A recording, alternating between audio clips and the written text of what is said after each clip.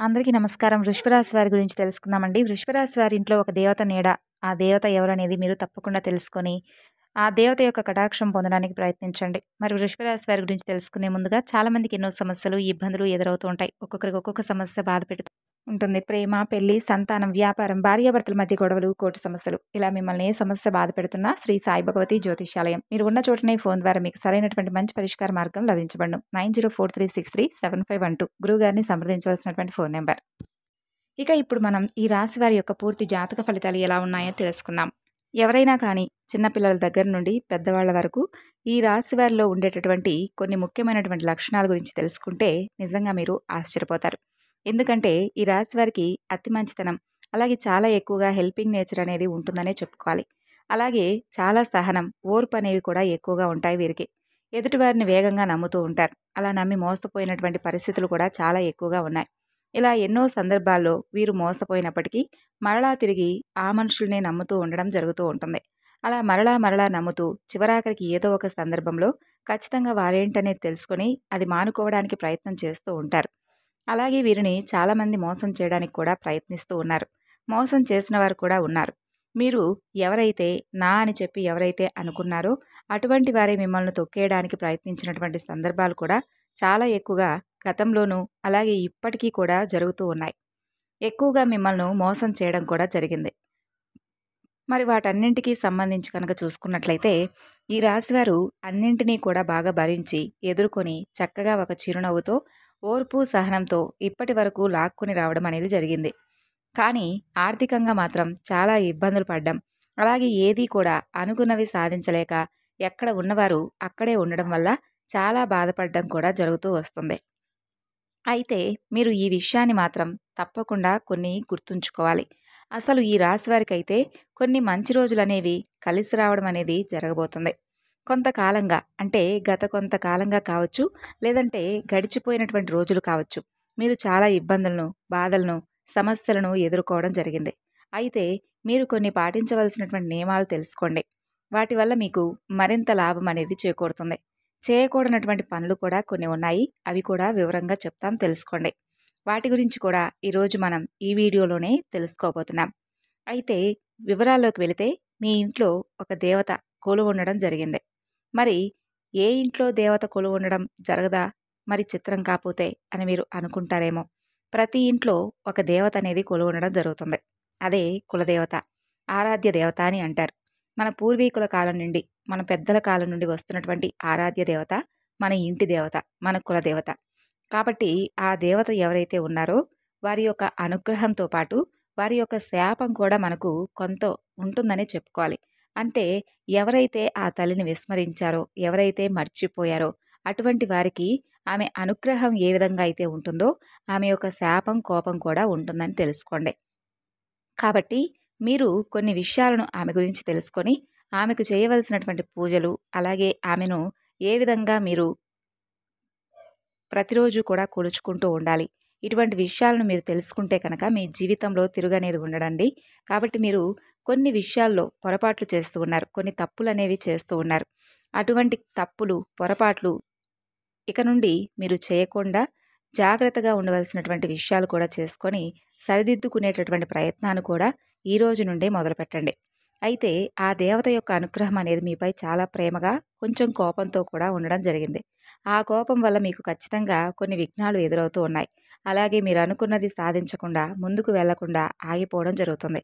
విజయాలు సాధించాలని చెప్పి మీరు అనుకున్నట్లయితే కనుక మీరు తప్పకుండా ఈరోజు ఈ వివరణ అంతా కూడా విని చిన్న చిన్న పరిహారాలు ఉన్నాయి, వాటిని పాటించి చక్కగా మీ జీవితాన్ని ఆనందభరితం చేసుకోండి. మరి మీరు తెలుసుకునేటటువంటి, పాటించేటటువంటి నియమాలు ఏమిటో కూడా ఈరోజు మనం క్షుణ్ణంగా తెలుసుకుందాం. ఈ రాశి వారికి మీ ఇంట్లోనే ఒక దేవత యొక్క అనుగ్రహం, శాపం అనేది ఉందని చెప్పాం కాబట్టి ఆ దేవత యొక్క కటాక్షం ఎలా ఉంటుందనేది తెలుసుకోండి. అలాగే ఆ దేవత యొక్క శాపం కూడా మీపై అలాగే ఉందని తెలుసుకోండి. మరి మీరైతే కొన్ని పనులను ఖచ్చితంగా దూరంగా ఉండాలి. మొట్టమొదటిగా మీరు గొడవలు పడటం, ఎవరితోనైనా కానీ మంచిగా ఉండడం, అలాగే వారికి అనుకూలంగా కాకపోయినా మీకు అనుకూలంగా వారు ఏదైనా మంచిగా ఉన్నట్లే ఉంటూ చెడు పనులు చేస్తూ ఉంటారండి. అటువంటి వారి పట్ల కొంచెం మీరు ఎక్కువగా కోపభావంతో కాకుండా ప్రేమపూర్వకమైనటువంటి మాటలతో వారి నుండి మీరు దూరంగా వెళ్ళిపోండి. చెడు కార్యాలు చేయకుండా చెడును ముందుకు తీసుకెళ్లకుండా, చెడు వైపు మీరు నిలబడకుండా ఉంటే ఖచ్చితంగా ఆ దేవత యొక్క అనుగ్రహం అనేది, అలాగే ఆ దేవత యొక్క శాపం అనేది మీపై తగ్గుముఖం పడుతుంది. అంటే ఎవరైనా కానీ మీకు చెడు తలపెట్టాలని చెప్పి చూసినా, మీరు ఎదుటి వ్యక్తులకు చెడు తలంపు చేసేటటువంటి విధంగా మీ ప్రవర్తన ఉండకూడదు అని అర్థం. అంటే చెడ్డవారికి చెడ్డగా ఉండాలి అని చెప్పి అంటారు కానీ, మనం ఎంత ఓర్పుగా, సహనంగా ఉన్నాము అంటే మనకొచ్చేటటువంటి జీవితం అనేది కూడా అంతే ఆనందంగా ఉంటుంది. అలాగే ఎవరైతే గర్భిణీ స్త్రీలు కానీ, చిన్నపిల్లలు కానీ, ఆడవారు కానీ ఉంటారు కదా! మరి అటువంటి వారిని కూడా మీరు ఇబ్బంది పెట్టేటటువంటి చర్యలు అస్సలు చేయకండి. అలాగే మీరు వీలైనంత వరకు నాగదేవత యొక్క ఆరాధన చేసుకోవడం చాలా మంచిది. అంటే మీరు ఎప్పుడైతే నాగదేవత యొక్క ఆరాధన చేస్తారో, ఆ సమయంలో కూడా మీరు చాలా నిష్టగా, నియమంగా పూజలనేది చేయవలసి ఉంటుంది. మరి అలా చేయడం వల్ల కూడా మీపై ఉన్నటువంటి నాగదోషాలు కానీ, సర్పదోషాలు కానీ, ఇటువంటివన్నీ కూడా ప్రతి ఒక్కటి కూడా ప్రతి మనిషికి ఉంటాయండి. అంటే తెలిసి తెలియక చేసేటటువంటి కొన్ని దోషాలు, తప్పులు ఈ జన్మలోవి కాకపోయినా పూర్వజన్మలో ఉన్నటువంటి మనకు తెలిసి తెలియక చేసినటువంటి తప్పులుంటాయి కదా! అవన్నీ కూడా మనపై తెలియకుండానే మనపై ప్రభావం చూపిస్తూ ఉంటాయన్నమాట. కాబట్టి తప్పకుండా దీనికోసం నాగదోషాలు, కుజదోషాలు ఇటువంటివి ఉంటాయి కాబట్టి వాటి వల్ల మనం తెలుసుకోలేనటువంటి, ఎదుర్కోలేనటువంటి సమస్యలు, పరిస్థితులు ఎదుర్కొంటూ మనకు అర్థం కాక చిక్కుకుంటూ ఉంటాం వాటిలో. కాబట్టి ఈ రాశివారు ఎవరైతే ఉన్నారో మీరు కనుక ఈ కుజదోషాలు, నాగదోషాలు, సర్పదోషాలు మీపై ఉన్నట్లయితే నాగదేవత యొక్క శాపం కూడా మీపై ఉన్నట్లే అని తెలుసుకోండి. కాబట్టి మీకు కుదిరితే ఆదివారం కానీ, మంగళవారం నాడు కానీ నాగదేవతలను పూజించడం, పుట్టలో పాలు పోసి నాగదేవతలకు చెందినటువంటి బెల్లం, అలాగే నువ్వులు కలిపినటువంటి నైవేద్యాన్ని నివేదించడం, ఇటువంటివి చేయడం వల్ల ఖచ్చితంగా మీపై ఉన్నటువంటి కుజదోషాలు, నాగదోషాలు, సర్పదోషాలు ఇవన్నీ కూడా తొలగిపోతాయి. అలాగే మీరు మరీ ముఖ్యంగా చేయవలసినటువంటి మరొక ముఖ్యమైనటువంటి పని ఏమిటంటే ప్రతి మంగళవారం కూడా సుబ్రహ్మణ్యేశ్వర స్వామి వారిని పూజించడం చాలా ఉత్తమం. మీకు కనుక కుదిరితే కనీసం నెలకొక్కసారైనా సుబ్రహ్మణ్యేశ్వర స్వామి వారికి అభిషేకాలు చేయించుకోవడం అస్సలు మర్చిపోకండి. ఇలా చేయడం ద్వారా ఒక్కసారి మీరు చేసి చూడండి. మీరు అనుకున్నటువంటి పనులన్నీ కూడా తప్పకుండా జరుగుతాయి.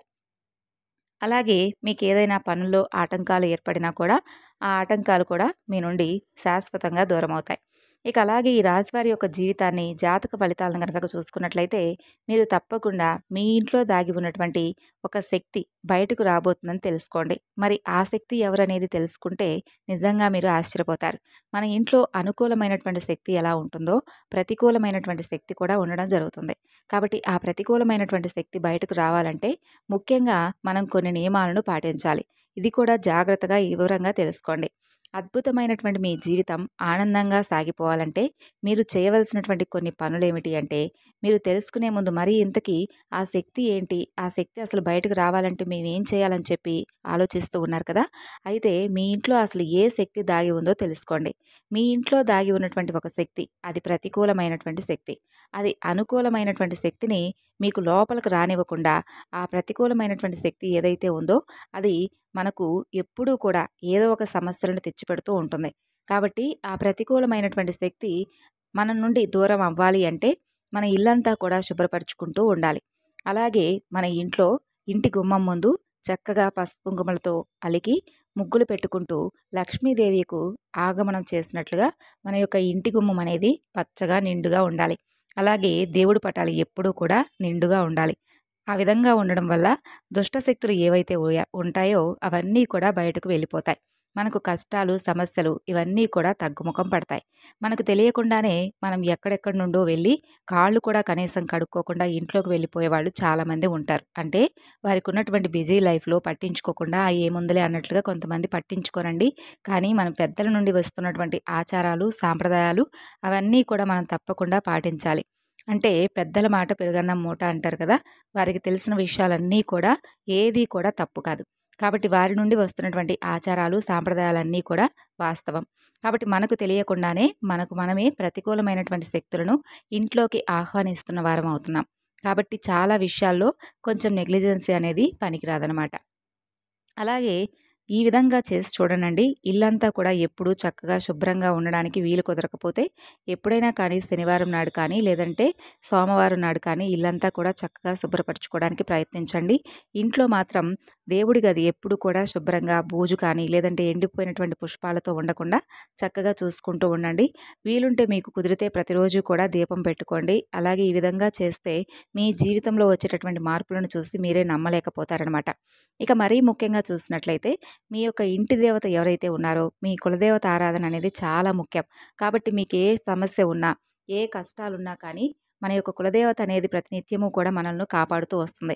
అదేమిటి మేమేమి ఆమె గురించి తెలుసుకోకుండా మేమేం పూజలు చేయకుండా కనీసం ఆమె గురించి ఏమీ కూడా ఆమె నామస్మరణ కూడా చేయకుండా మాపై ఎలా ఆమె అనుగ్రహం ఉంటుందా అని చెప్పి అనుకుంటారేమో కానీ చాలా వరకు కూడా చూసుకున్నట్లయితే మన తాతలు కానీ లేదంటే మన పూర్వీకులు కానీ ఎవరైతే ఈ పితృదేవతలను ఉంటారు కదండి, మనకు సంబంధించినటువంటి పితృదేవతలు వారు చనిపోయిన తర్వాత కూడా వారి యొక్క అనుగ్రహం అనేది అలాగే వారి యొక్క శాపం అనేది మనపై ఉంటుందన్నమాట. కాబట్టి అటువంటి వారి యొక్క అనుగ్రహం శాపం ఏ విధంగా అయితే ఉంటుందో వారు పూజించినటువంటి మన ఇంటి దేవత మన కులదేవత ఎవరైతే ఉన్నారో వారి యొక్క అనుగ్రహం అలాగే వారి యొక్క శాపభావాలు అనేవి కూడా మనపై అంతో ఎంతో ఉంటాయన్నమాట. కాబట్టి ఆ విధంగా మనం ఏంటంటే మన పితృదేవతలకు అమావాస్య నాడు ఏ విధంగా అయితే తర్పణాలు విడుస్తామో ఏ విధంగా అయితే పితృదేవతలకు సంబంధించినటువంటి పూజలు చేయించుకుంటామో అలాగే తప్పనిసరిగా మన తాతల ముత్తాతల కాలం నుండి అలాగే మన యొక్క కులానికి సంబంధించినటువంటి దేవతను విస్మరించడం వల్ల కూడా మనకు వచ్చేటటువంటి కష్ట నష్టాలు అలాగే మనకు మంచి చేస్తుందండి. అన్ని విషయాల్లోనూ మనకు తోడుగా ఉంటుంది. కాకపోతే ఏంటంటే నేనున్నాను, నన్ను తెలుసుకొని నన్ను ఆరాధిస్తే మరింత ఎక్కువగా మీ జీవితం అనేది ఆనందంగా సంతోషంగా ముందుకు సాగిపోతుందని మనకు అన్ని విధాలుగా కూడా ఎన్నో రకాల సూచనలు సంకేతాలు తెలియజేస్తూ ఉంటుంది. అంటే మనకు ఒక కళ రూపంలో కానీ లేదంటే ఎవరో ఒకరి ద్వారా ఒక మనిషి ద్వారానైనా కానీ మనకు నేనున్నాను, నన్ను పూజించండి, నన్ను తెలుసుకోండి, కనీసం నన్ను పూజించకపోయినా నా నామస్మరణైనా చేయడం వల్ల మీపై ఉన్నటువంటి ఏదైతే ఉంటాయో కష్టాలు సమస్యలు చిక్కుముడులు ఇవన్నీ కూడా నేను తప్పకుండా మీ నుండి దూరం చేసి మిమ్మల్ని మీ కుటుంబాన్ని ఎప్పుడూ కూడా రక్షక కవచంగా ఉంటానని చెప్పి మనకు అన్ని విధాలుగా కూడా ఏదో ఒక మంచి సంకేతం అయితే ఆ తల్లి తెలియజేస్తుందన్నమాట. ఇలా మీరు ఒకవేళ ఇప్పటి వరకు తెలియకపోతే ఈ రాశివారు మీ పెద్దలను కానీ లేదంటే మీ కులానికి సంబంధించినటువంటి పెద్దలను కానీ ఇంకా లేదంటే ఎవరైనా ఊర్లో పెద్దవాళ్ళు ఉంటారు కదండి, వారిని అడిగినా కూడా చెప్తారు. మరి తెలుసుకున్న తర్వాత మీరేం చేయాలి? తప్పకుండా ఆమెకు సంబంధించినటువంటి విగ్రహాన్ని కానీ పటాన్ని కానీ చక్కగా ఇంట్లోకి తెచ్చి పూజించుకోవడం మొదలుపెట్టండి. ఒకవేళ అది కూడా కుదరకపోతే ఆమె నామస్మరణ అయినా చేసుకుంటూ ఉండడం వల్ల ప్రతినిత్యం ఇలా మీరు ఎప్పుడైతే ఈ రోజు నుండి ఒకవేళ తెలుసుకొని స్టార్ట్ చేసి చూడండి, ముందు ముందు రోజుల్లో మీ జీవితం అనేది మీరు కూడా ఊహించిన విధంగా మారిపోతుందన్నమాట. ఇలా ఈ రోజున ఇన్నాళ్ళు మనకు తెలియకపోతే ఒకటి, తెలిసిన తర్వాత కూడా మనం మన కులదేవత ఆరాధన చేయకపోతే అది ముమ్మాటికి కూడా మన తప్పే అవుతుంది. కాబట్టి కొంతమంది తెలిసి తెలియక చేస్తే, కొంతమంది తెలిసి కూడా కొన్ని విషయాల్లో ఏముందిలే అన్నట్లుగా టేక్ ఇట్ ఈజీ అన్నట్టుగా పెద్దగా మైండ్కి ఎక్కించుకోరనమాట. కాబట్టి జాగ్రత్తగా మీరైనా తెలుసుకొని పాటించవలసినటువంటి నియమాలను పాటించి మంచి జీవితాన్ని పొందండి. తిరిగి మరొక వీడియోలో కలుసుకుందాం.